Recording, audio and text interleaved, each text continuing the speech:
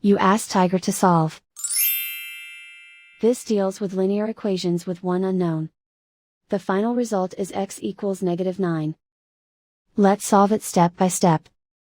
Simplify the expression. Expand the parentheses. Multiply the coefficients. Simplify the arithmetic. Expand the parentheses. Simplify the arithmetic. Expand the parentheses. Simplify the arithmetic. Group all L terms on the left side of the equation. Subtract 2x from both sides. Group like terms. Simplify the arithmetic.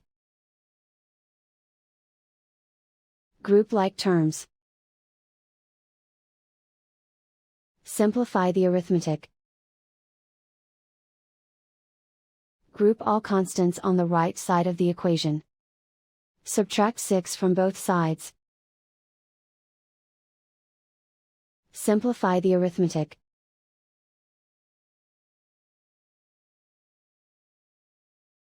Isolate the L. Divide both sides by 2. Simplify the fraction. Find the greatest common factor of the numerator and denominator. Factor out and cancel the greatest common factor. And so the final result is x equals -9.